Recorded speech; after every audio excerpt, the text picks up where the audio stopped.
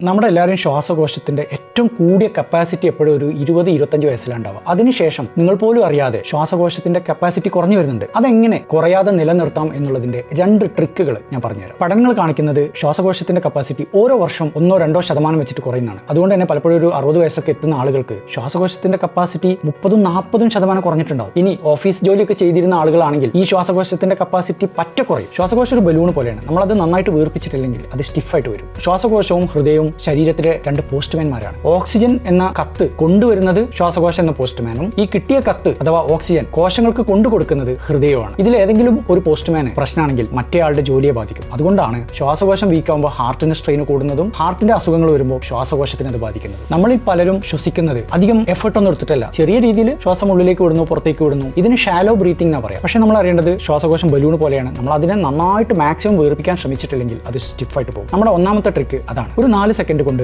മൂക്കിലൂടെ ശ്വാസം ഉള്ളിലേക്ക് നന്നായിട്ട് വലിച്ചെടുക്കുക. എന്നിട്ട് 2 സെക്കൻഡ് നേരം അത് പിടിച്ചു വെക്കുക. അതിനുശേഷം പതുക്കെ വായിലൂടെ ഒരു 6 സെക്കൻഡ് എടുത്തിട്ട് ഈ ശ്വാസം പുറത്തേക്ക് വിടുക. ഈ പറഞ്ഞ ട്രിക്ക് നമ്മൾ ഒരു 5-10 തവണ ചെയ്യുക. ആകെ ഒരു 2 മിനിറ്റ് ഇതിനെടുക്കുള്ളൂ. അങ്ങനെ ചെയ്യുമ്പോൾ ശ്വാസകോശത്തിനകത്ത് അതുവരെ തുറക്കാതിരുന്ന കുഞ്ഞു എയർ പോക്കറ്റുകൾ പോലും വികസിക്കുകയാണ്. നമ്മൾ മസിലൊക്കെ ഉണ്ടാക്കാൻ എക്സർസൈസ് ചെയ്യുന്ന പോലെ ശ്വാസകോശത്തിന് ഏറ്റവും നല്ലൊരു എക്സർസൈസ് ആണ് ഞാൻ ഈ പറഞ്ഞത്. രണ്ടാമത്തെ ട്രിക്ക് എന്ന് പറയുന്നത് ഒരു ട്രിക്ക് എന്ന് പറയാൻ പോലും ഇല്ല. നമ്മൾ സ്പീഡിൽ നടക്കുക ഒരു 20 മിനിറ്റ്. സ്പീഡിൽ നടക്കുന്നത് കാരണം ശ്വാസകോശത്തിന് കൂടുതൽ പണിയെടുക്കേണ്ടി വരികയാണ്. ചെറിയൊരു കിതപ്പ് അനുഭവപ്പെടും. ഇത് വരുമ്പോൾ ശ്വാസകോശത്തിന് അറിയാം ഞാൻ ചെറുപ്പമായിട്ട് നിലനിൽക്കണം.